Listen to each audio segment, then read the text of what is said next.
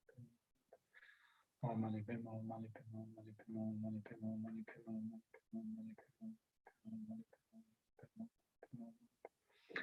Om Mani Padme Hum.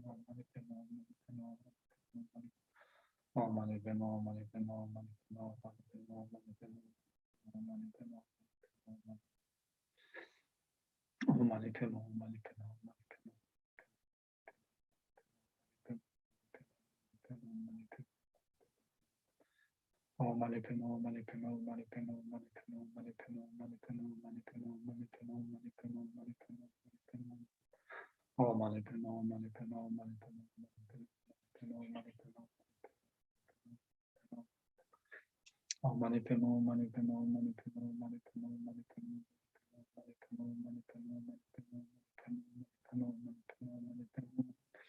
Om Mani Padme Hum. Om Mani Padme Hum.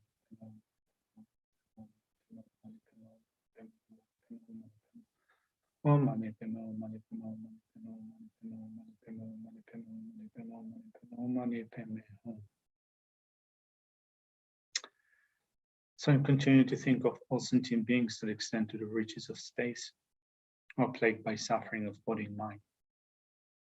COVID-19 might be the obvious point that we think of, but just as well, when we think of myriad sentient beings experiencing different forms of suffering, physical pain, and mental anguish, we can include all of them in our intention to develop the ultimate remedy for sentient beings' afflictions,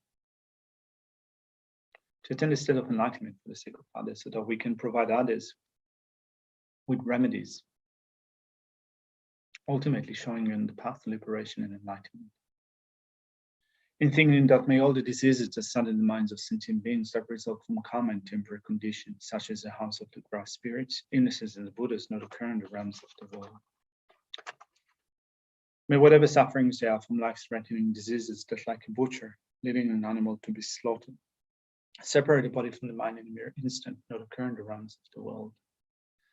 May all embodied beings be unharmed by acute, chronic, and other epidemic diseases, the mere sounds of whose names terrified beings as though they have been placed inside the mouth of Yama, the Lord of Death. May all embodied beings be unharmed by the 80,000 classes of interferers, the 360 evil spirits that harm Sunday, the 424 diseases, and so forth. May whatever sufferings there are due to disturbances of the four elements, depriving the body and mind of every happiness, be totally passive. And may the body and mind have radiance and power, be endowed with long life, good health, and well-being. By the compassion of the Gurus and the Three Jewels, by the power of the Dakinis, Dharma protectors and guardians, and by the power of the truth of the infallibility of karma and its results, may all these dedications and prayers be fulfilled. May all the diseases that stand in the minds of sentient beings are resolved from karma and temporary conditions, such as the harms of grass spirits, illnesses, and the Buddhas, not occur in the realms of the world. May whatever sufferings they are from life-threatening diseases that, like a butcher, leading an animal to be slaughtered, separate the body from the mind in a mere instant, not occur in the realms of the world. May all embodied beings be unharmed by acute, chronic, and other epidemic diseases. The mere sons of whose names terrified beings as though they have been placed inside the mouth of Yama, the Lord of Death. May all embodied beings be unharmed by the 80,000 classes of interferers, the 306 evil spirits that harm Sunday, the 424 diseases, and so forth. May whatever sufferings they are due to disturbances of the four elements, depriving the body and mind of every happiness, be totally pacified. And may the body and mind have radiance and power, be endowed with long life, good health, and well-being. By the compassion of the Gurus and the Three Jewels, by the power of the Dakinis, Dharma protectors and guardians, and by the power of the truth of the infallibility of karma and its results, may all these dedications and prayers be fulfilled. May all these diseases that sadden the minds of sentient beings are result from common and temporary conditions, such as the harms of the grass spirits, illnesses, and the Buddhas not occur in the realms of the world. May whatever sufferings they are from life-threatening diseases that, like a butcher, leading an animal to be slaughtered, separate the body from the mind in a mere instant, not occur in the realms of the world. May all embodied beings be unharmed by acute, chronic, and other epidemic diseases, the mere sons of whose names terrified beings as though they have been placed inside the mouth of Yama, the Lord of Death. May all embodied beings be unharmed by the 80,000 classes of interferers, the 360 evil spirits that harm Sunday, the 400 diseases, and so forth. May whatever sufferings they are due to disturbances of the four elements, depriving the body and mind of every happiness, be totally pacified. And may the body and mind have radiance and power, be endowed with long life, good health, and well-being. By the compassion of the Gurus and the Three Jewels, by the power of the Dakinis, Dharma protectors and guardians, by the power of the truth of the infallibility of karma and its results, may all these dedications and prayers be fulfilled. May all the diseases that sadden the mind of sentient beings that result from karma and temporary conditions, such as the harms of the grass spirits, illnesses, and the Buddhas not occur in the realms of the world. May whatever sufferings they are from life-threatening diseases that, like a butcher, leading an animal to be slaughtered, separate the body from the mind in a mere instant, not occur in the realms of the world. May all embodied beings be unharmed by acute, chronic, and other epidemic diseases, the mere sons of whose names terrify beings as though they have been placed inside the mouth of Yama, the Lord of Death. May all embodied beings be unharmed by the 80,000 classes of interferers, the 360 evil spirits that harm Sunday, the 424 diseases, and so forth. May whatever sufferings they are due to disturbances of the four elements, depriving the body and mind of every happiness, be totally pacified. And may the body and mind have radiance and power, be endowed with long life, good health, and well-being. By the compassion of the Gurus and the Three Jewels, by the powers of the Dakinis, Dharma protectors and guardians, and by the power of the truth of the infallibility of karma and its results, may all these dedications and prayers be fulfilled. Hey, take choke. I'll continue with the prayer. May all the diseases that sadden the minds of sentient beings that result from karma and temporary conditions, such as the harms of the grass spirits, illnesses, and the Buddhas not occur in the realms of the world. May whatever sufferings they are from life-threatening diseases that, like a butcher, leading an animal to be slaughtered, separate the body from the mind in a mere instant, not occur in the realms of the world. May all embodied beings be unharmed by acute, chronic, and other epidemic diseases, the mere sons of whose names terrify beings as though they have been placed inside the mouth of Yama, the Lord of Death. May all embodied beings be unharmed by the 80,000 classes of interferers, the 360 evil spirits that harm Sunday, the 424 diseases, and so forth. May whatever sufferings they are due to the services of the four elements, depriving the body and mind of every happiness, be totally pacified. And may the body and mind have radiance and power, be endowed with long life, good health, and well-being. By the compassion of the Gurus and the Three Jewels, by the power of the Dakinis, Dharma protectors and guardians, and by the power of the truth of the infallibility of karma and its results, may all these dedications and prayers be fulfilled. May all the diseases that sadden the minds of sentient beings that result from karma and temporary conditions, such as the harms of the grass spirits, illnesses, and the Buddhas not occur in the realms of the world. May whatever sufferings they are from life-threatening diseases that, like a butcher, leading an animal to be slaughtered, separate the body from the mind in a mere instant, not occur in the realms of the world. May all embodied beings be unharmed by acute, chronic, and other epidemic diseases, the mere sons of whose names terrified beings, as though they have been placed inside the mouth of Yama, the Lord of Death. May all embodied beings be unharmed by the 80,000 classes of interference, the 360 evil spirits that harm Sunday, the 424 diseases, and so forth. May whatever sufferings are due to disturbances of the four elements depriving the body and mind of every happiness be totally pacified. And may the body and mind have radiance and power, be endowed with long life, good health, and well-being. By the compassion of the Gurus and the Three Jewels, by the power of the Dakinis, Dhamma protectors and guardians, and by the power of the truth of the infallibility of karma and its results, may all these dedications and prayers be fulfilled. May all the diseases that sadden the minds of sentient beings that result from karma and temporary conditions, such as the harms of the grass spirits, illnesses, and the Buddhas, not occur in the realms of the world. May whatever sufferings there are from life-threatening diseases that, like a butcher, leading an animal to be slaughtered, separate the body from the mind in a mere instant, not occur in the realms of the world. May all embodied beings be unharmed by acute, chronic, and other epidemic diseases, the mere sons of whose names terrified beings as though they have been places on the mouth of Yama, the Lord of Death. May all embodied beings be unharmed by the 80,000 classes of interferers, the 360 evil spirits that harm Sunday, the 424 diseases, and so forth. May whatever sufferings they are due to disturbances of the four elements depriving the body and mind of every happiness be totally pacified.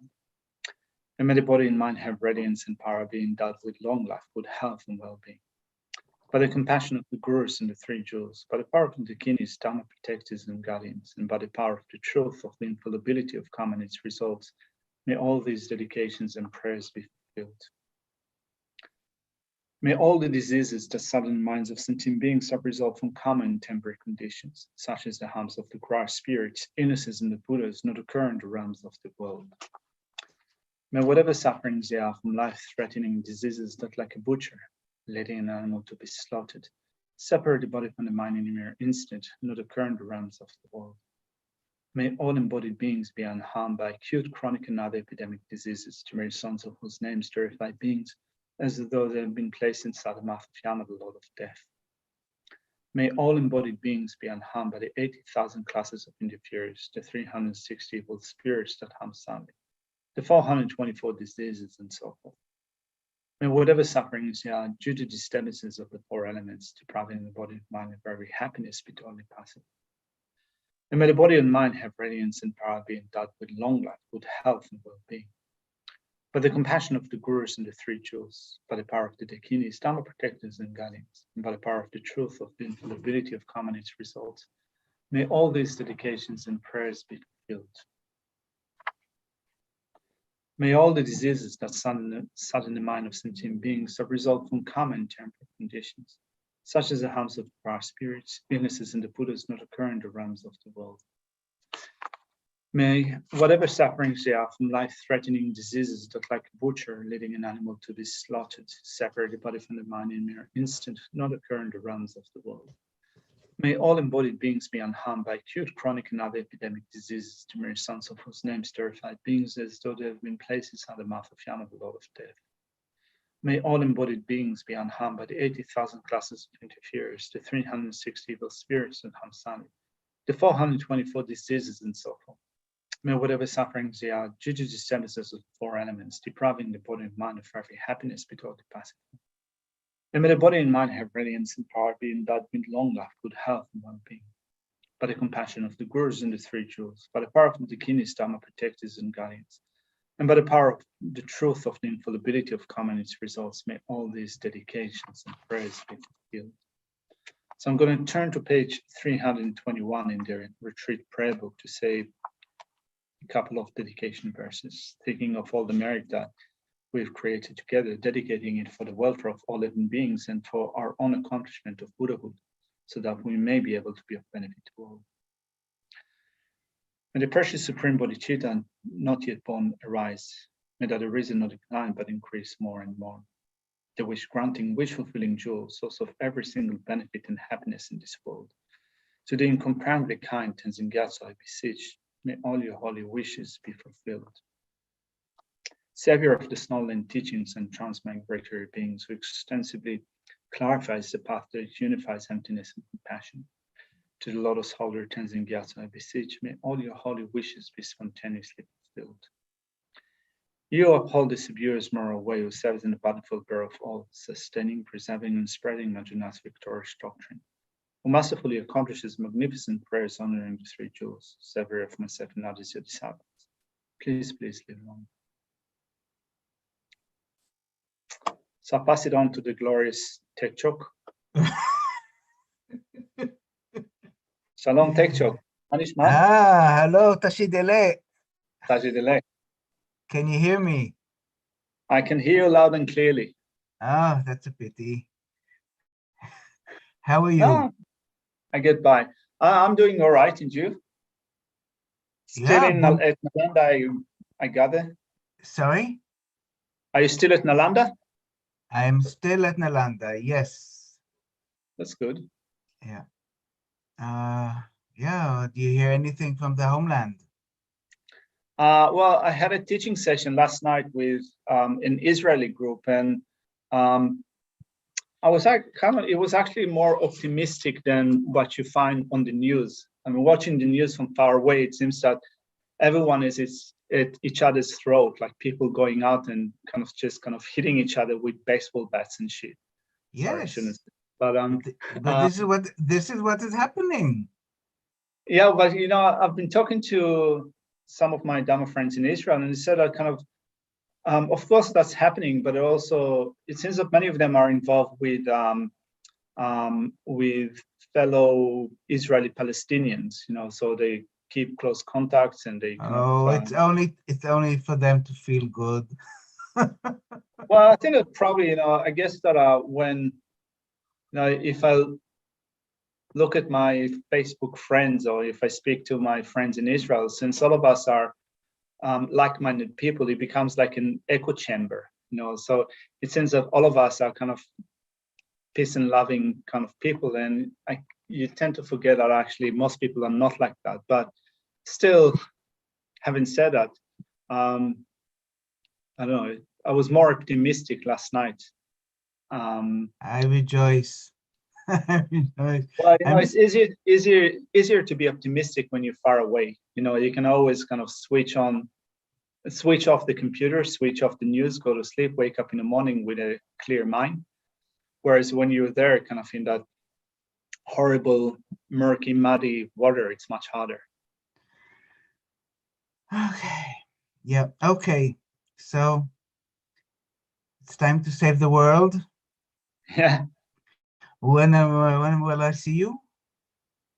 Well, Australia, I think that the recent news from the Australian government is that we're probably not going to be able to leave Australia for at least one more year, till the middle of next year. So I reckon that's probably an optimistic forecast. So I would say that probably 2023 will be the new safe haven. You're hopeful that I'll be still alive. Yeah, I'm not happy about it, but it's like a first world problem. When I look at what's happening in India, when I look at what's happening in Nepal, when I look at what's happening in Israel, actually, it's pretty cool to be here. Okay. Be well, all right. Be happy, be safe. Take it easy, brother. And be healthy. Yeah. You okay. Too. All right. So from one room in Chenrezig Institute to the other one, I'd like to thank the media team at Chenrezig Institute. Thank you very, very much. That's Sharon. She's the extraordinary media team. All right. Okay, bye-bye. And I would like to thank Venerable Damcho from the UK, who is doing the administration of these talks and prayers and practices. Thank you very much. So let us start by thinking why we're doing this practice, the way we're doing it, and who we are including in our thoughts. The more, the better.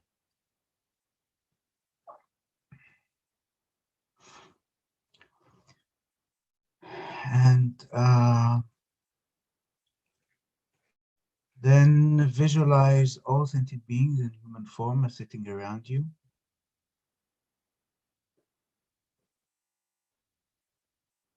All sentient beings in human form. Think of all the people that you've ever met ever heard of, ever saw a picture of, ever think that they live in wherever they are, all the people in Beijing, all the people in Shanghai, in New York, in London, and all the landmass in between, all the insects, all the animals of the jungle, all the animals of the seas and the ponds,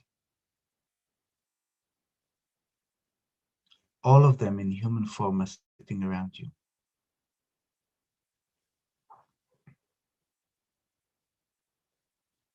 I forgot to mention all the sentient beings that are in different planets, different universes, them as well.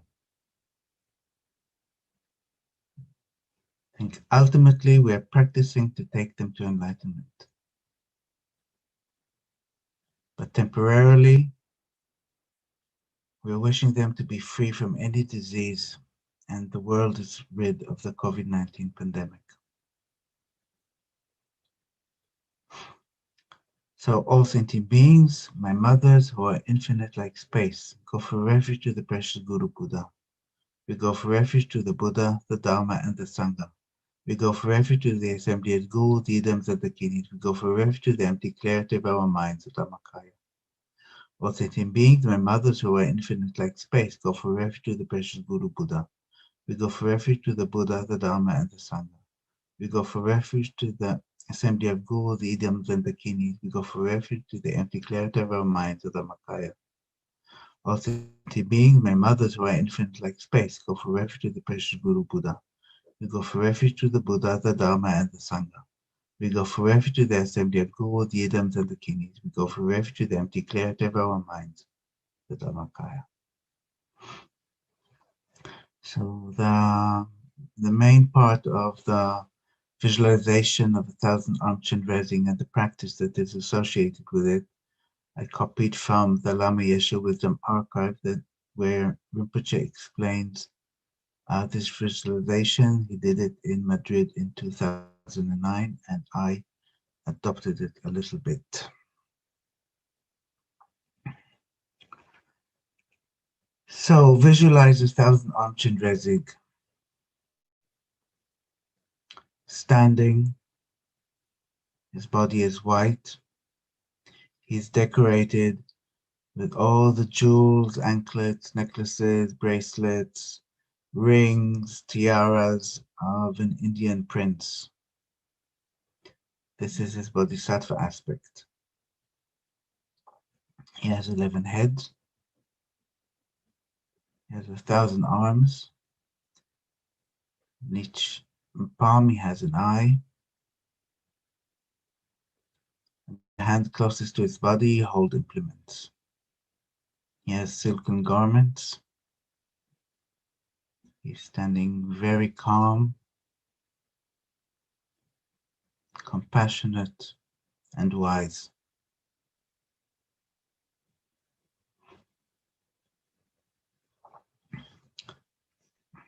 And now, multiply this image of Chenrezig on the crown of every sentient being, every hell being, hungry ghost, animal, human being, sura, asura, intermediate state being, and also yourself.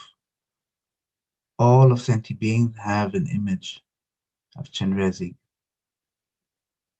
Chenrezig himself is on the top of each and every one of us. And nectar beams are emitting from the 1,000-armed Chenrezig and entering into one's body and mind. And this is happening to all sentient beings. And these nectar beams are purifying sicknesses. You have to think that if you have a particular sickness or spirit harm, the cause of those is negative karma and defilement that are collected from beginning of tree birth up to now. And we think that they are completely purified with these nectar beams. Then we think of the COVID-19 pandemic. People are in lockdown, people are in hospitals and respirators, people who are suffering mentally, physically, financially, socially. Same visualization of nectar beams emitting from 1,000-armed Chenrezig that is above the crown of all suffering mother sentient beings.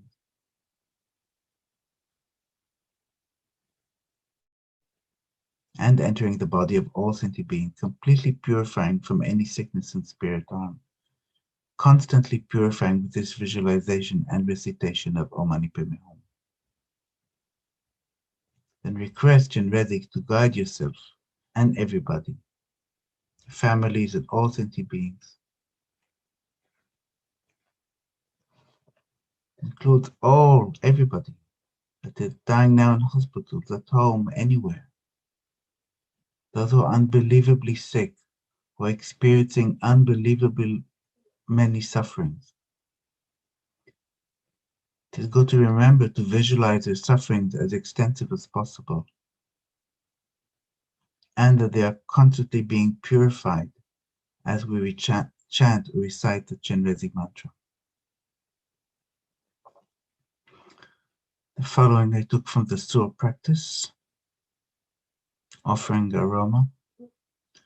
The numberless hell beings, hungry ghosts, animals, asura, and intermediate state beings, and all human beings, and especially those who are affected mentally, physically, financially, socially, from the COVID-19 pandemic, from all of whom I received all my past, present, and future happiness, are the most precious and most kind ones in my life. I must free them all from their suffering and its causes and bring them to compassion Buddha's enlightenment. To do this, I must achieve compassion Buddha's enlightenment. Therefore, the most important thing in my life is to develop great compassion. This is of utmost importance. For that, I must receive the blessings of the special deity of compassion by reciting the mantra that persuades the holy mind of compassionate Buddha. For this reason, I'm going to recite the compassionate Buddha's mantra. I would like to recite 3 times the request prayer from the newness sadhana. O Arya compassionate eyed one, who is the treasure of compassion, I request you please listen to me. Please guide me, as well as all mothers and fathers and all 6 realms, to be freed quickly from the great ocean of samsara. I request that the vast and profound, peerless awakening mind may grow. With a tear of great compassion, please cleanse all karmas and delusions. Please lead me and my greatest with your hand of compassion to fields of bliss. O Arya compassionate eyed one, who is the treasure of compassion, I request you please listen to me. Please guide me, as well as all mothers and fathers in all 6 realms, to be freed quickly from the great ocean of samsara. I request that the vast and profound, peerless awakening mind may grow. With a tear of great compassion, please cleanse all karmas and delusions. Please lead me and my greatest with your hand of compassion to fields of bliss. O great Arya compassionate eyed one, who is a treasure of compassion, I request you please listen to me. Please guide me, as well as all mothers and fathers and all 6 realms, to be freed quickly from the great ocean of samsara. I request that the vast and profound, peerless awakening mind may grow. With a tear of great compassion, please cleanse all karmas and delusions. Please lead me and my greatest with your hand of compassion to fields of bliss. I would like us to dedicate each Om Mani Padme Hum that we recite to the fulfillment of the holy wishes of our virtuous friends, His Holiness the Dalai Lama and Kyabje Lama Zopa Rinpoche, and others. This is a generation of loving kindness and compassion. May all the wars and killing and famine and diseases like the COVID-19 pandemic and the imbalance of the elements in the world stop right now. Om Mani Padme Hum, Om Mani Padme Hum.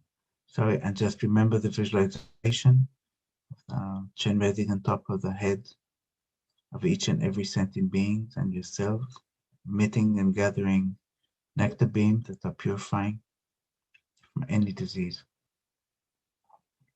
Om Mani Padme Hum, Om Mani Padme Hum, Om Mani Padme Hum, Om Mani Padme Hum, Om Mani Padme Hum, Om Mani Padme Hum, Om Mani Padme Hum. Om mani padme hum, Om mani padme hum, Om mani padme hum, Om mani padme hum, Om mani padme hum. Om mani padme hum, Om mani padme hum, Om mani padme hum, Om mani padme hum, Om mani padme hum, Om mani padme hum. Om mani padme hum, Om mani padme hum, Om mani padme hum, Om mani padme hum, Om mani padme hum, Om mani padme hum. Om mani padme hum, Om mani padme hum, Om mani padme hum, Om mani padme hum, Om mani padme hum, Om mani padme hum, Om mani padme hum. Om mani padme hum, Om mani padme hum, Om mani padme hum, Om mani padme hum, Om mani padme hum, Om mani padme hum, Om mani padme hum. May all the diseases inside the mind, the sentient being that result from karma and temporary conditions, such as the harms of God's spirits, illnesses, and does not occur in the realms of the world. Om mani padme hum, Om mani padme hum, Om mani padme hum. May whatever suffering there are from life-threatening diseases, like a butcher leading an animal to be slaughtered, separating the body from the mind in a mere instance, not occur in the realms of the world. Om mani padme hum, Om mani padme hum, Om mani padme hum. May all embodying beings be unharmed by acute, chronic, and other epidemic diseases.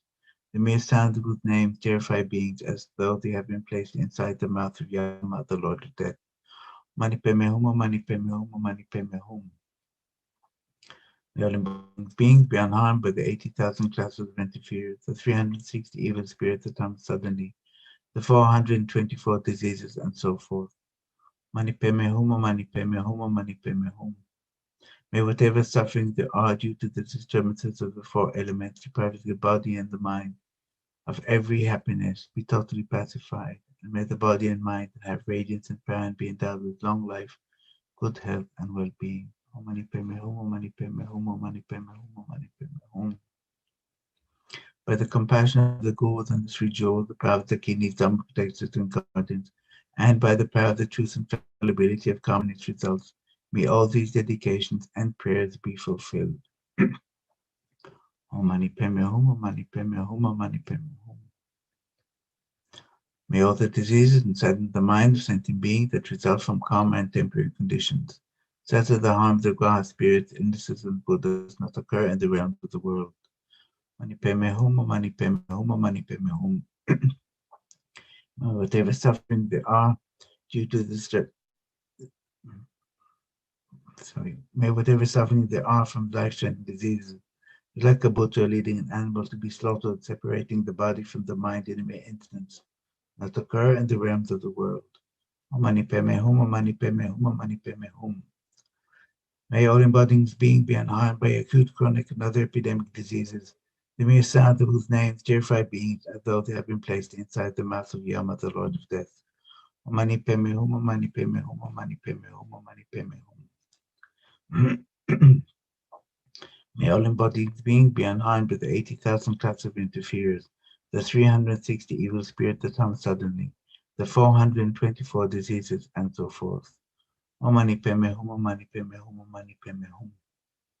May whatever suffering there are due to the disturbances of the four elements, depriving the body and mind of every happiness, be totally pacified, and may the body and mind have radiance and power and be endowed with long life, good health, and well-being. Om mani padme hum, Om mani padme hum, Om mani padme hum. By the compassion of the Gurus of the Three Jewels and the power of the kidneys, Dhamma protectors and guardians, and by the power of truth and fallibility of karma and its results, may all these dedications and prayers be fulfilled. Om mani padme hum, Om mani padme hum, Om mani padme hum, Om mani padme hum. May all the diseases inside the mind of sentient beings that result from karma and temporary conditions, such as the harms of God's spirits, illnesses of the Buddhas, not occur in the realms of the world. Om mani padme hum, Om mani padme hum, Om mani padme hum. May whatever suffering there are from life-threatening diseases, like a butcher leading an animal to be slaughtered, separating the body from the mind in a mere instant, not occur in the realms of the world. Om mani padme hum, Om mani padme hum, Om mani padme hum. May all embodied beings be unharmed by acute, chronic, and other epidemic diseases, the mere sound whose names terrify beings as though they have been placed inside the mouth of Yama, the Lord of Death. Mani padme hum, Om mani padme hum, Om mani padme hum. May all embodied beings be unharmed by the 80,000 classes of interferers, the 360 evil spirits that come suddenly, the 424 diseases, and so forth. Om mani padme hum, Om mani padme hum, Om mani padme hum. May whatever suffering there are due to the disturbances of the four elements, depriving the body and mind of every happiness, be totally pacified. May the body and mind have radiance, and power, and be endowed with long life, good health, and well-being. Om Mani Padme Hum, Om Mani Padme Hum, Om Mani Padme Hum. By the compassion of the Gurus and the Three Jewels, the power of the Kinis, Dharma protectors and guardians, and by the power of the truth and infallibility of karma and its results, may all these dedications and prayers be fulfilled. Om Mani Padme Hum, Om Mani Padme Hum, Om Mani Padme Hum. May all the diseases inside of the minds of sentient beings that result from karma and temporary conditions, such as the harms of Graha spirits, the innocence of the Buddhas, not occur in the realm of the world. Mani Padme Hum, Mani Padme Hum, Mani Padme Hum. May whatever sufferings there are from life-threatening diseases, Rakabutra, leading an animal to be slaughtered, separating the body from the mind in an instant, not occur in the realm of the world. Om Mani Padme Hum, Om Mani Padme Hum, Om Mani Padme Hum. May all embodied beings be unharmed by acute, chronic, and other epidemic diseases. The mere sounds of whose names terrify beings as though they have been placed inside the mouth of Yama, the Lord of Death. Mani Padme Hum, Om Mani Padme Hum, Om Mani Padme Hum. May all embodied beings be unharmed by the 80,000 class of interferers, the 360 evil spirits that sound suddenly, the 424 diseases, and so forth. Om Mani Padme Hum, Om Mani Padme Hum, Om Mani Padme Hum, Om Mani Padme Hum. May whatever suffering there are due to disturbances of four elements, depriving the body and mind of every happiness, be totally pacified. May the body and mind have radiance and power and be endowed with long life, good health, and well-being. Mani Padme Hum, Mani Padme Hum, Mani Padme Hum, Mani Padme Hum. By the compassion of the Gurus and the Three Jewels, the power of the Kini, Dharma protectors and guardians, and by the power of the truth and infallibility of karma and its results, may all these dedications and prayers be fulfilled. Om Mani Padme Hum, Om Mani Padme Hum, Om Mani Padme Hum. May all the diseases inside the minds of sentient beings that result from karma and temporary conditions, such as the harms of Graha spirits and the Buddhas, not occur in the realm of the world. May whatever suffering there are due to the disturbances of the four elements, depriving the body and mind of every happiness, be totally pacified. Om Mani Padme Hum, Om Mani Padme Hum, Om Mani Padme Hum, Om Mani Padme Hum. May all the embodied beings be unharmed by acute, chronic, and other epidemic diseases. The mere sounds whose names terrify beings as though they have been placed inside the mouth of Yama, the Lord of Death. Om Mani Padme Hum, Om Mani Padme Hum, Om Mani Padme Hum. May all embodied beings be unharmed by the 80,000 class of interferers, the 360 evil spirits and Hamsandi, the 424 diseases, and so forth. Om Mani Padme Hum, Om Mani Padme Hum, Om Mani Padme Hum. May whatever suffering there are due to the disturbances of the four elements, depriving the body and mind of every happiness, be totally pacified. May the body and mind have radiance and power and be endowed with long life, good health, and well-being. Mani Padme Hum, Mani Padme Hum, Mani Padme Hum, Mani Padme Hum.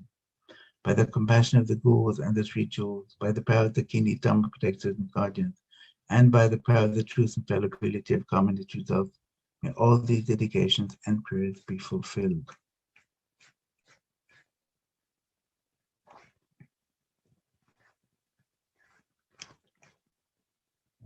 And for the last recitation, may all the diseases inside the mind of sentient beings that result from karma and temporary conditions, such as the harms of Graha spirits, innocence of the Buddhas, not occur in the realms of the world. Mani Padme Hum, Mani Padme Hum, Mani Padme Hum.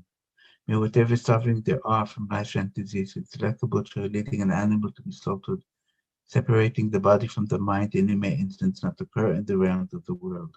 Mani Padme Hum, Mani Padme Hum, Mani Padme Hum. May all embodied beings be unharmed by acute, chronic, and other epidemic diseases.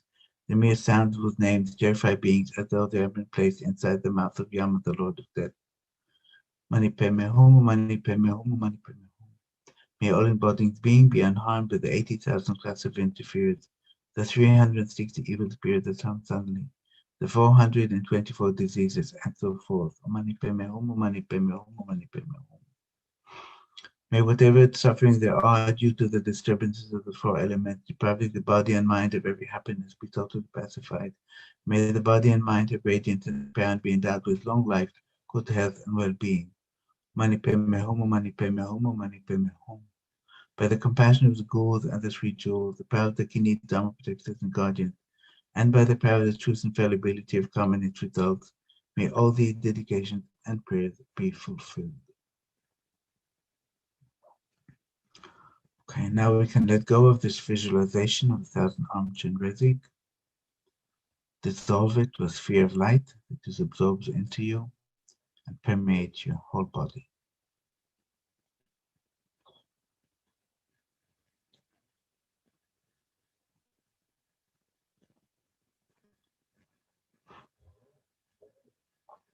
So we have just a few seconds actually. So just remembering the instructions of His Holiness Dalai Lama to recite the Tara mantra 10 malas a day to help with the pandemic. So I'll just make the request. Venerable Arya, great treasure of compassion, grant your blessings to increase all favorable conditions and to clear away every obstacle, that all migratory beings may swiftly enter the city of eternal joy. Om Tare Tutare Ture Soha. I'd like to start with the dedications. However many sick sentient beings there are, may they quickly be freed from all sicknesses. May all the sicknesses without exception of transmigratory beings never occur again. In all my lives, never separated from perfect gurus, may I enjoy the magnificent Dharma. And by completing the qualities of the grounds and paths, may I quickly attain the stage of Vajradhara. By the force of the victorious one, Tsongkhapa, acting as our direct Mahayana virtuous friend in all our lives, may we never turn away even for a second from the pure path highly admired by the victorious ones. May I and all sentient beings meet the teachings of the victorious one, Losang Japa, who lived an eminent life endowed with pure morality, a brave heart in doing the Bodhisattva's extensive deeds, and the Yoga of 2 stages, the supreme transcendental wisdom of non-dual bliss and emptiness. For the Dharma King Losang Tsongkhapa's way of Dharma to flourish, may all signs of obstacles be pacified, and all conducive conditions be complete. May I become a wish-granting jewel, fulfilling all the wishes, and like a wish-granting jewel, fulfilling all the hopes of transmigratory beings. By merely seeing, hearing, thinking about, or remembering me, as well as by touching me or talking to me, may all suffering instantly be pacified, and may there be happiness forever. Due to all the past, present, and future merits collected by me, the numberless Buddhas, the numberless sentient beings, which are completely empty of existing from their own side, may I am completely empty of existing from my own side, achieve the state of full enlightenment, which is completely empty of existing from its own side, and lead all sentient beings who are completely empty of existing from their own side to that state, which is completely empty of existing from its own side, by myself alone, who I am completely empty of existing from my own side. I fully dedicate all these virtues to be able to train just like the hero Manjushu who knows reality, and just like Samattabhadra as well.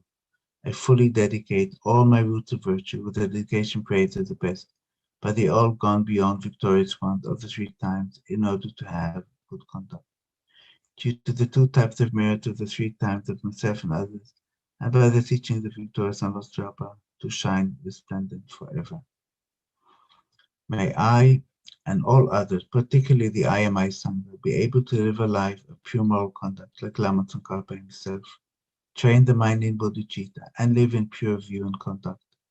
This way may we be able to complete our lives without corrupting the pure wisdom of the second Buddha's teaching. May the precious supreme bodhicitta not yet born arise, and may that arisen not decline, but increase more and more. Samsara and nirvana, like even atom of inherent existence, and cause and effect independent arising or unbetraying. Seek your blessings to discern the meaning of Nagarjuna's thought, that these 2 are mutually complementary and not contradictory. And for the long lives of our lamas, the wish-granting, wish-fulfilling jewel, source of every single benefit and happiness in this world, the incomparably kind Supreme Tenzin Gyatso, may you have a long life and all your holy wishes be spontaneously fulfilled. Savior of the Snowland teachings and transmigratory beings, who extensively clarify the path that unifies emptiness and compassion, to the lotus in hand, Lord, it attend together, I beseech. May all your holy wishes be fulfilled. 'Tis incomparably kind, most precious, most wise, Lama Zopa Rinpoche.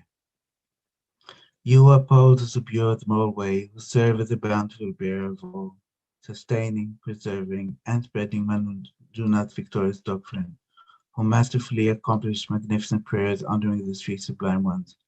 Savior of myself and others, your disciples, please, please, please live long. And hello, my sister, Venerable Ciliana. Hello, Tekchon. Hello, everything okay? Everything is good. Are you well all there? Yes, very well. Everything okay, yes, yeah. We are kind of slowly opening up the center, and so situation seems starting to get normal. Normal is not really normal anyway, but it's okay.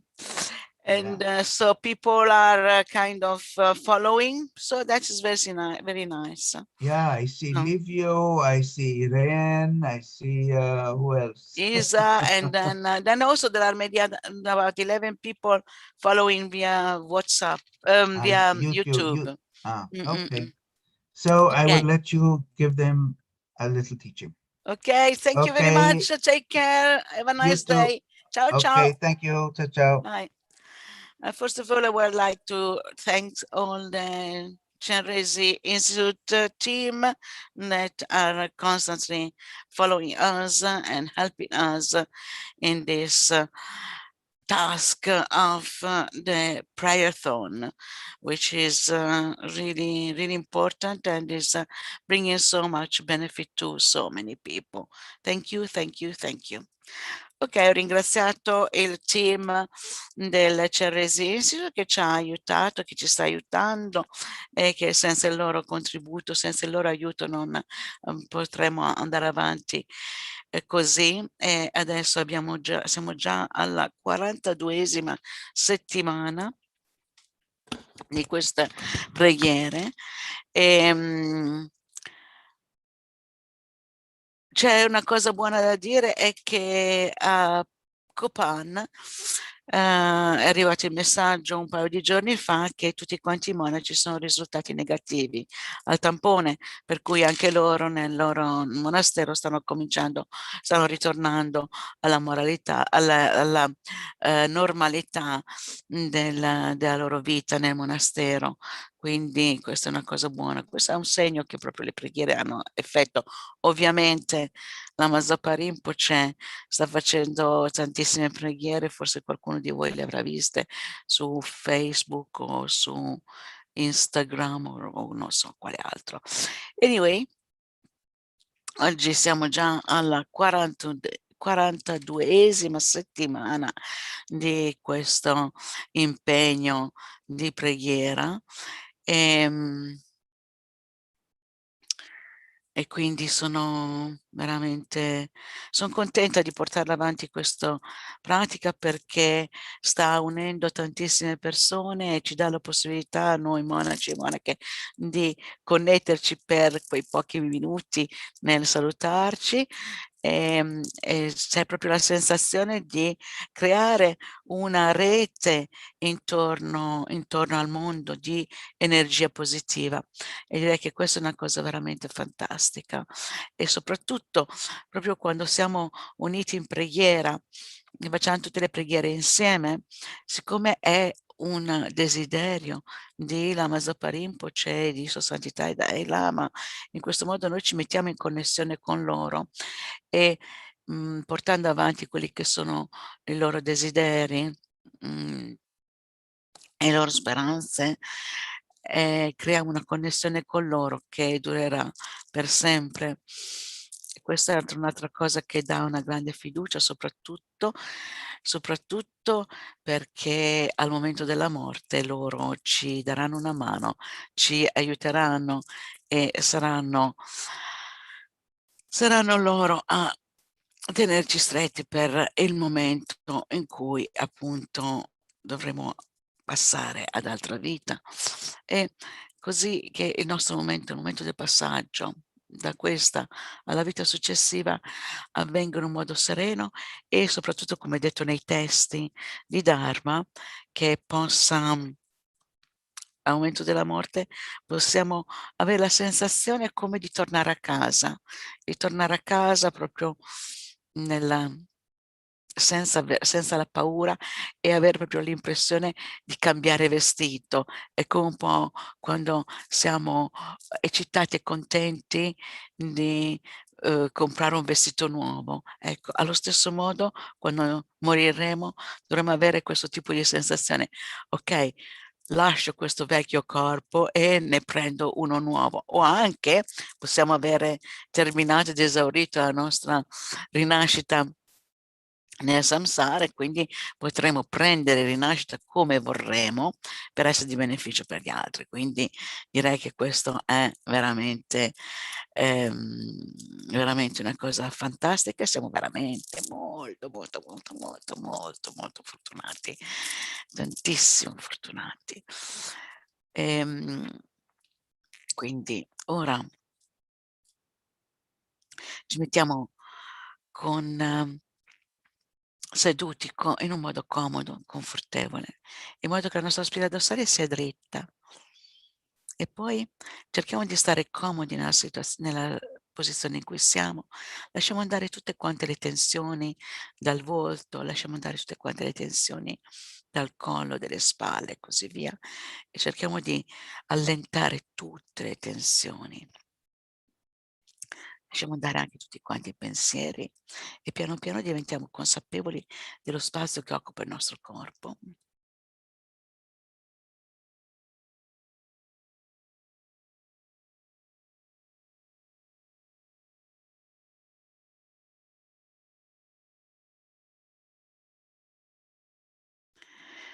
Portiamo la nostra attenzione al movimento naturale del respiro.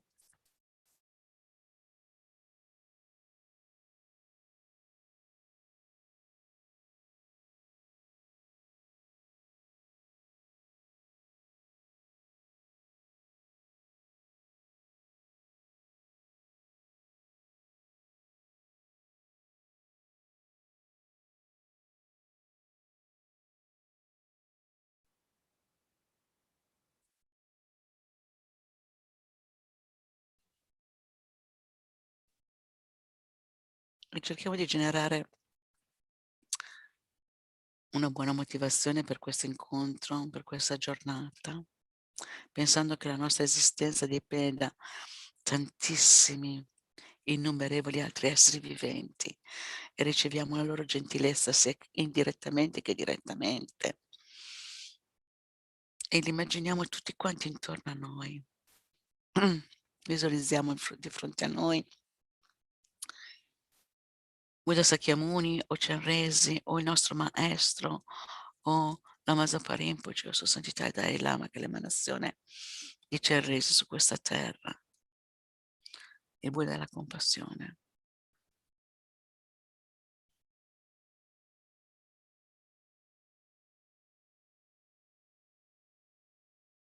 Immaginiamo che dal suo cuore si emanano infiniti raggi di luce che vanno a toccare noi stessi e tutti quanti gli altri esseri viventi. Riceviamo così ondate di benedizioni. Benedizione vuol dire che trasforma la mente, ovvero che diventiamo un tutt'uno con l'amore e la compassione. Lasciamo andare tutti quanti i pensieri, cerchiamo di essere completamente pervasi da queste ondate di beatitudine e di infinito amore, infinita compassione. E anche dal nostro cuore le possiamo mandare a tutti quanti gli altri esseri viventi, per placare tutti quanti i problemi mentali, i problemi fisici, la mancanza di cibo, per placare le terribili situazioni delle guerre, per placare la mente dell'avidità e dell'avarizia, della sete di potere.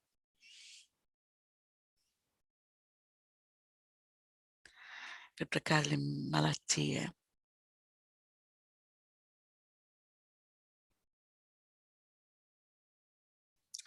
Quindi dal profondo del cuore prendiamo rifugio.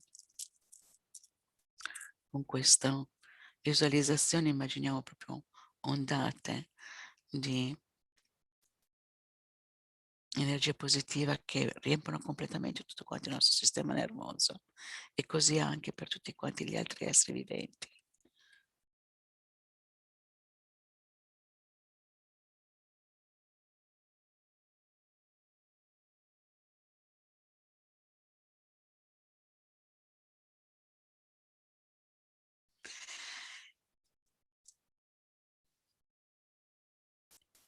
Identificarsi e sentire l'infinito amore e compassione dentro di noi è il nostro vero rifugio, nel senso che è quello che ci protegge veramente dalle emozioni negative, dalle emozioni disturbanti.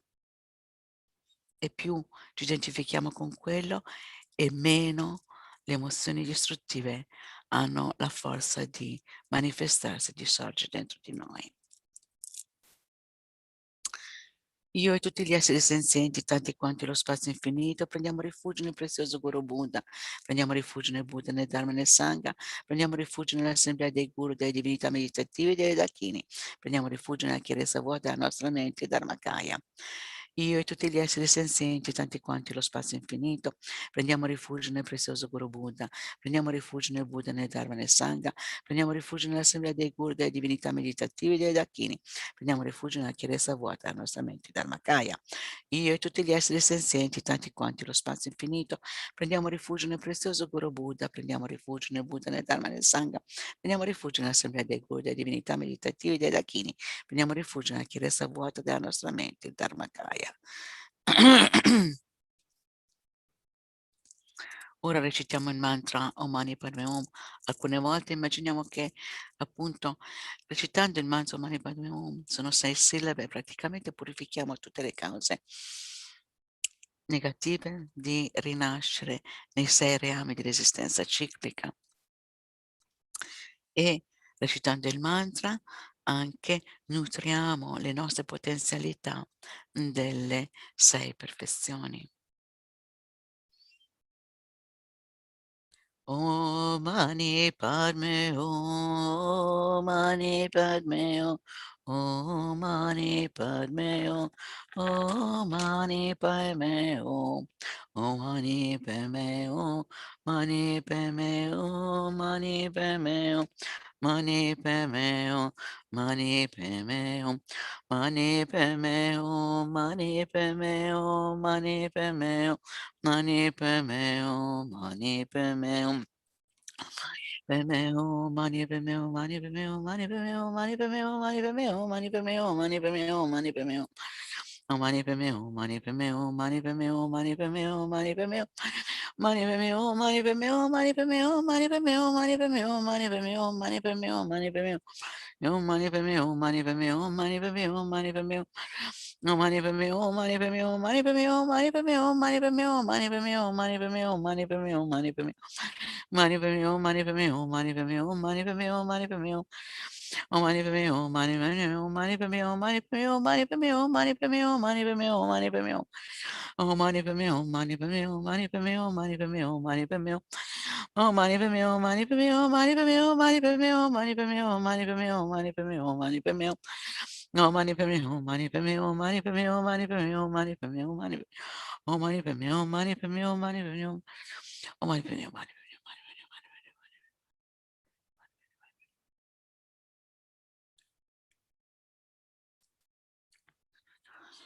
Oh mani pemeo, mani pemeo, mani pemeo, mani pemeo, mani pemeo, mani pemeo, mani pemeo, mani pemeo. Mani pemeo, mani pemeo, mani pemeo, mani pemeo, mani pemeo, mani pemeo, mani pemeo, mani pemeo, mani pemeo, mani pemeo.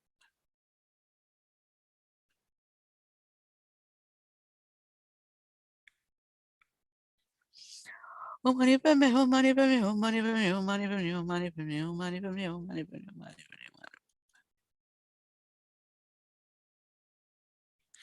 Mani pemeo, mani pemeo, mani pemeo, mani pemeo. Oh mani pemeo, mani pemeo, mani pemeo, mani pemeo, mani pemeo, mani pemeo, mani pemeo, mani pemeo.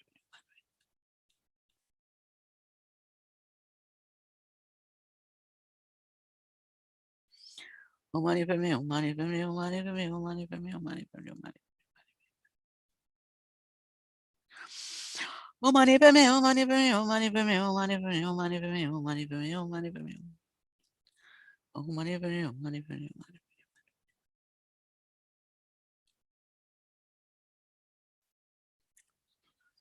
Umani per me, umani per me, umani per me, umani per me, umani per me, umani per me, umani.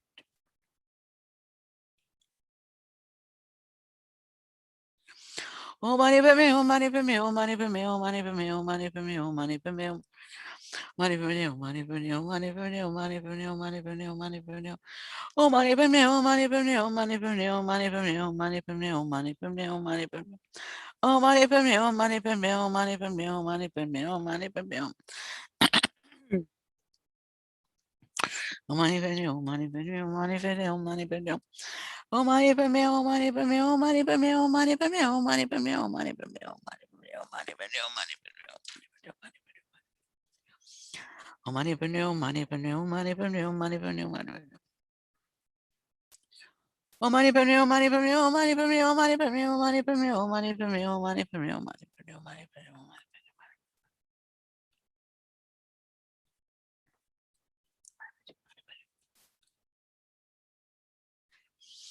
Umani per me, umani.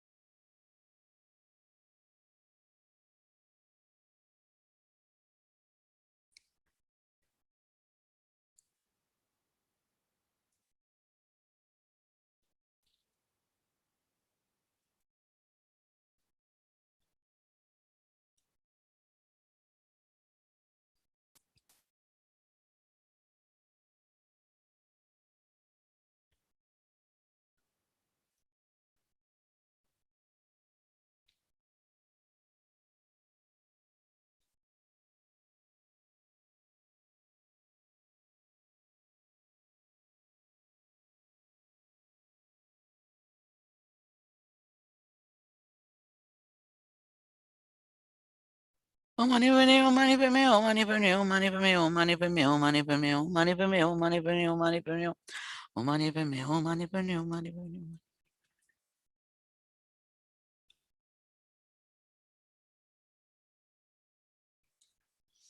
Umani per me, umani per me, umani per me, umani per me, umani per me, umani per me. Umani per me.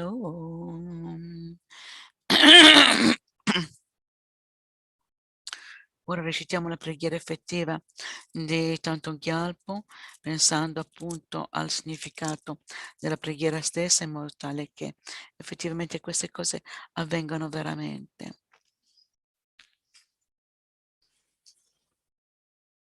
Possono tutte le malattie che caratterizzano le menti degli esseri senzienti che derivano dal karma, da condizioni temporanee, come i danni causati agli spiriti grada, le malattie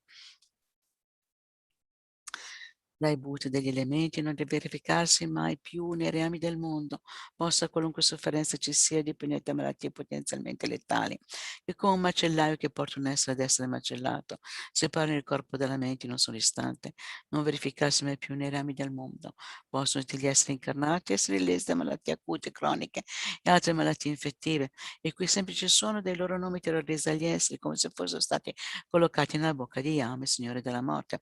Possono tutti gli esseri incarnati non essere danneggiati dalle 80.000 classi di interferenze dannose, i 360 spiriti maligni che danneggiano improvvisamente, 424 malattie e così via.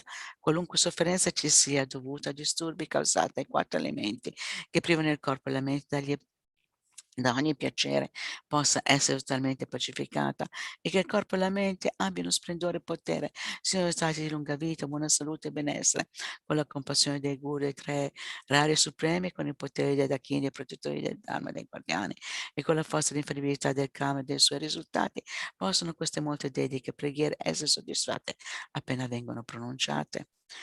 Possono tutte le malattie che caratterizzano le menti degli esseri senzienti che derivano dal karma e da condizioni temporanee, come i danni causati dagli spiriti gravi, dalle malattie, dai Buddha e dagli elementi, non verificarsi mai più nei rami del mondo, possa qualunque sofferenza ci sia, dipendente da malattie potenzialmente letali, che come un macellaio che porta un essere ad essere macellato, separano il corpo dalla mente in un solo istante, non verificarsi mai più nei rami del mondo, possono tutti gli esseri incarnati essere illesi da malattie acute, croniche e altre malattie infettive, il cui semplice suono dei loro nomi terrorizza gli esseri, come se fossero stati collocati nella bocca di Yama, il Signore della morte.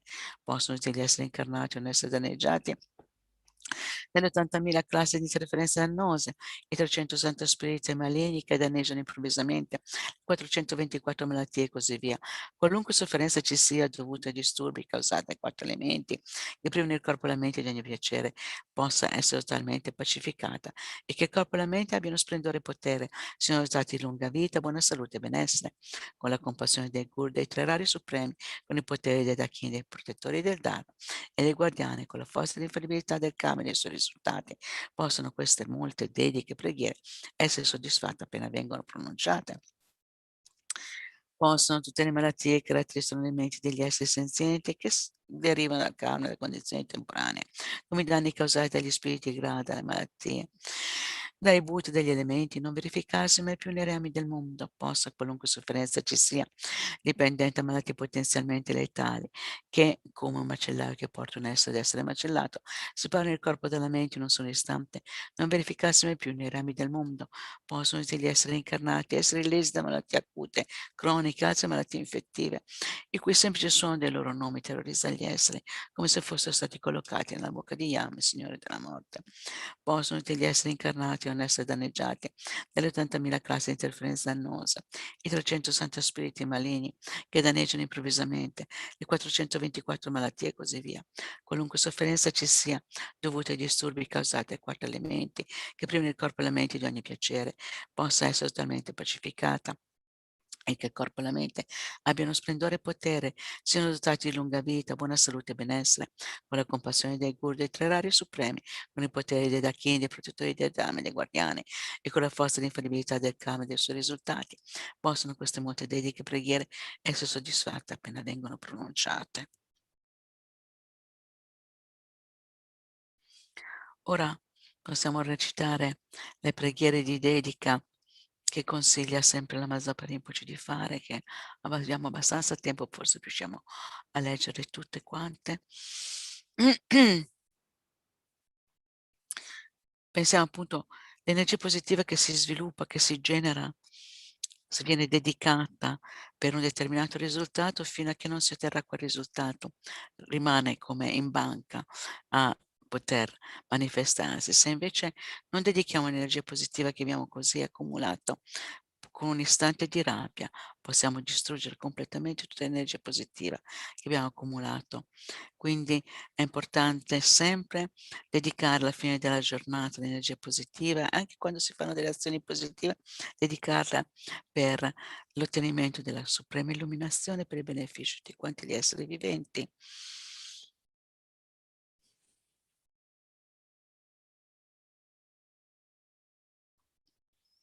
Possa la preziosa suprema bodhicitta sorgere in chi non l'ha ancora generata, possa la mente che è già stata generata non diminuire mai, ma crescersi sempre più. Samsara e Nirvana sono privi perfino di un atomo di esistenza intrinseca, causa ed effetto e l'origine dipendente sono infallibili. Chiedo le tue benedizioni per riconoscere il significato e pensiero di Nagarjuna, che questi due sono mutualmente complementari e non contraddittori. Con la preghiera per i malati, recitiamo 3 volte. Ovunque ci siano molti esseri senzienti malati, possono essere liberati velocemente da tutte le malattie. Possono tutte le malattie degli esseri trasmigratori non avvenire mai più senza eccezione. Ovunque ci siano molti esseri senzienti malati, possono essere liberati velocemente da tutte le malattie. Possono tutte le malattie degli esseri trasmigratori non avvenire mai più senza eccezione. Ovunque ci siano molti esseri senzienti malati, possono essere liberati velocemente da tutte le malattie. Possono tutte le malattie degli esseri trasmigratori non avvenire mai più senza eccezione. Possa io in tutte le mie vite non essere mai separato da guru perfetti, possa io godere del magnifico Dharma, completando tutte le qualità dei terreni e dei sentieri, possa io ottenere velocemente lo stato di Vajradhara. Per la forza vittoriosa Tsongkhapa, che agisce come nostro diretto amico virtuoso Mahayana, in tutte le nostre vite possiamo non allontanarci mai, neppure per un secondo, dal puro sentiero ammirato dai vittoriosi. Possiamo io e tutti gli esseri senzienti incontrare gli insegnamenti del vittorioso Losanjapa, che aveva una moralità di uno stile di vita purissimo, era coraggioso nella condotta estesa dei figli dei vittoriosi, ha realizzato lo yoga dei 2 stadi della suprema beatitudine e vacuità, per essere usate da esseri senzienti come la terra, l'acqua, il fuoco e l'aria, le medicine e il legno da arte nelle foreste, possa io essere sempre usata dagli esseri senzienti esattamente come a loro fa comodo, senza alcuna resistenza. Posso io prendermi cura degli altri come della mia stessa vita. Posso io considerare ancora di più che la mia stessa vita. Posso il loro karma negativo maturare su di me e possono tutte le mie virtù maturare su di loro. Fino a che tutti gli esseri senzienti non sono stati liberati dal samsara, posso io dimorare nel samsara per aiutarli, anche se potessi ottenere la suprema illuminazione. Posso io diventare come un gioiello che esaudisce tutti i desideri, come un albero che esaudisce e soddisfa tutte le speranze degli esseri trasmigratori. Soltanto nel vedermi, sentirmi, pensarmi, ricordarmi e anche toccandomi e parlando con me, possono tutte le sofferenze di quegli esseri venire pacificate istantaneamente e possa esserci felicità per sempre. Sigilliamo i meriti con la vacuità per tutti i meriti del passato, presente e futuro accumulati da me, da innumerevoli Buddha e innumerevoli esseri senzienti che sono completamente vuoti all'esistere dalla loro parte, possa io che sono completamente vuoto esistere dalla mia parte, ottenere lo stato della piena illuminazione che è completamente vuoto esiste dalla sua parte e guidare tutti gli esseri senzienti che sono completamente vuoti esiste dalla loro parte a quello stato che è completamente vuoto di esistere dalla sua parte, da solo che sono completamente vuoto esiste dalla mia parte. Poi dedichiamo per la lunga vita di Sua Santità e Dalai Lama, gioiello che esaudisce i desideri, fonte di ogni singolo beneficio e felicità in questo mondo, incomparabilmente gentile Tenzin Gyatso, ti supplico, possano i tuoi santi desideri essere esauditi spontaneamente. Per la lunga vita di Lama Zopa Rinpoche, tu che detieni l'etica del soggiorgatore, che fungi da generoso sostegno di tutto, sostieni, preservi e diffondi la dottrina vittoriosa e mangiunata, che magistralmente compie magnifiche preghiere, che onori i tre supremi, Salvatore mio e degli altri tuoi discepoli, per favore ti prego, vivi a lungo. Allora, la nostra sessione è finita e le sessioni in italiano ancora oggi saranno alle 10:30, alle 16, alle 18 e alle 19:30. Vi ricordo anche che continuano gli insegnamenti di Pola e per sentire la traduzione in italiano potete seguire il link che avevo mandato via WhatsApp e quindi andare nella cartella dell'insegnamento Mahamudra e quindi schiacciare il pulsante listen, vuol dire ascoltare, e oppure si possono ascoltare anche gli insegnamenti, la traduzione degli insegnamenti in diretta via Twitter, sempre andando sul link che ho mandato troverete l'uccellino di Twitter e lì potete sentire la traduzione diretta in italiano.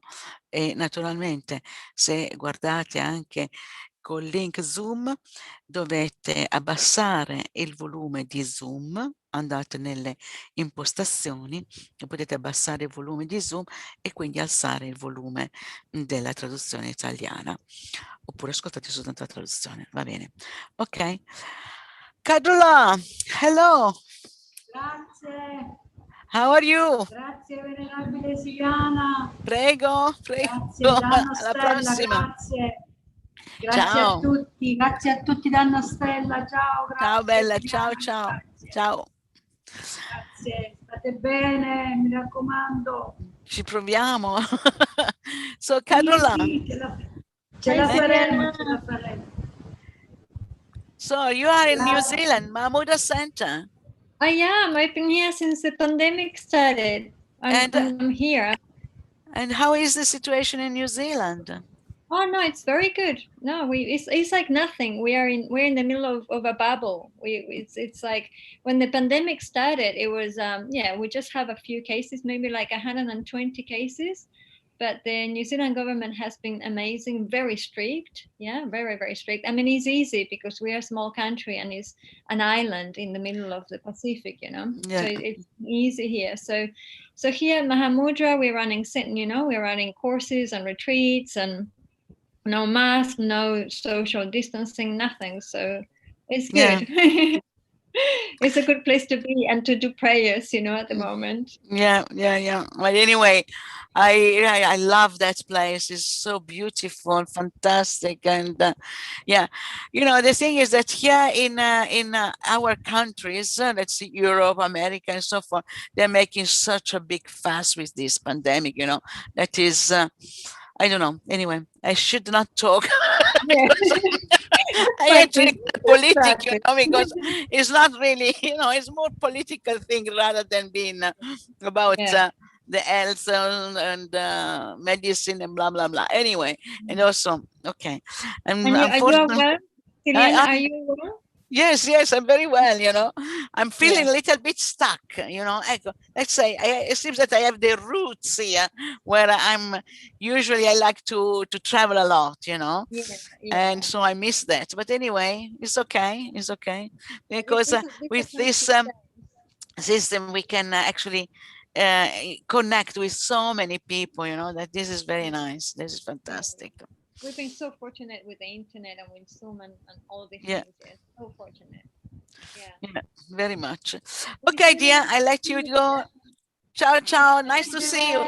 Ciao, ciao. To everyone in Italy too. Thank you. Yes, ciao, ciao. Okay, ciao.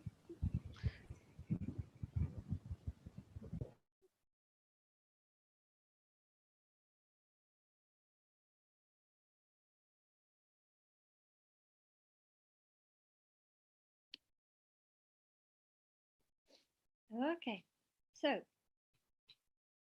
after that very nice and warm meeting that we had with the Italians, now we are back in English. And I'm Kadra. I'm in Mahamudra Center here in New Zealand. So if there's anyone out there, let's begin with our practice once again. Okay, so we start with a strong motivation. So for that, take a comfy posture. Yeah, nice and comfy, with your back straight and your chest open.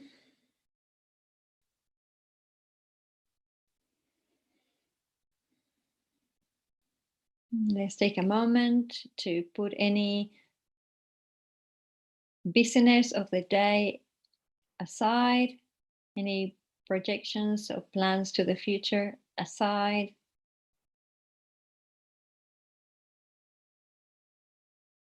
Try to become very present.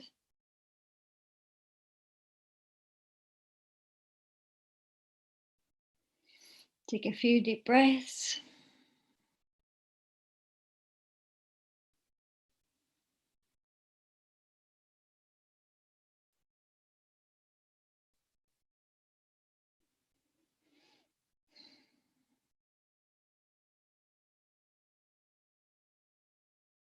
Take a last deep breath. And now in this space in front of you, maybe like 1.5 meters away from you at the level of your eyes, visualize Chenrezig or Avalokiteshvara, the Buddha of Compassion.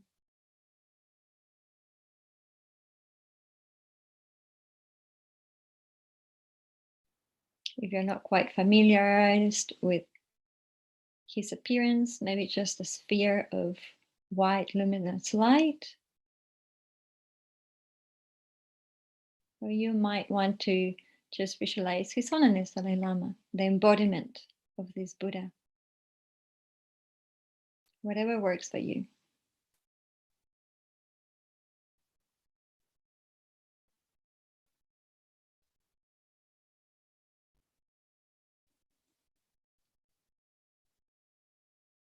And so whatever figure you are visualizing, try to connect with the qualities that the Buddha of compassion has.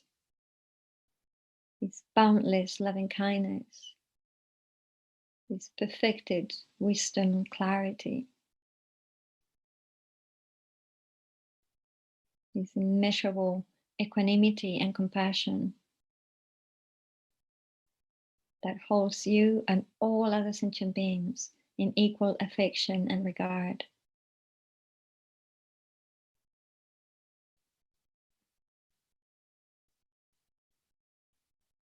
So try to, from your heart here, try to connect with this universal compassion, that it exists. It's just up to us to open to it.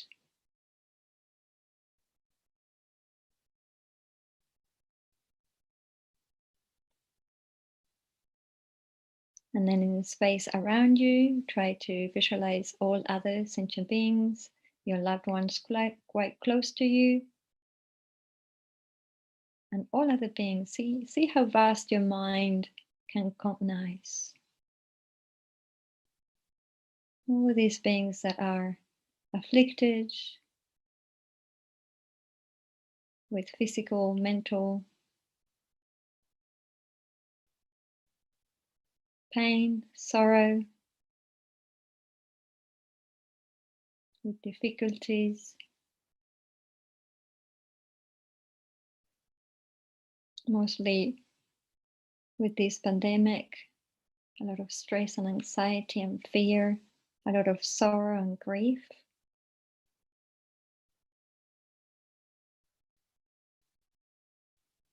So with the compassion that resides in your heart, you bring them into your visualization. We're doing this practice for them and on their behalf.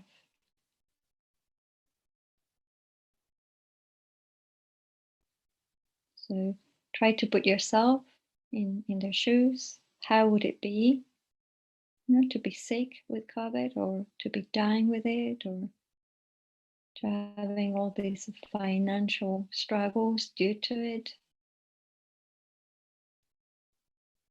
And so with compassion, we try to own other sentient beings suffering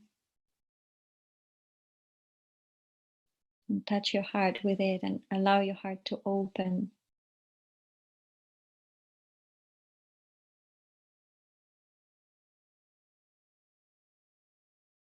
And so like that, instead of being hopeless, we do practice. We become proactive. So then refresh the visualization of Chenrezig in the space in front of you, and we're all receiving this luminous white loving light from Chenrezig.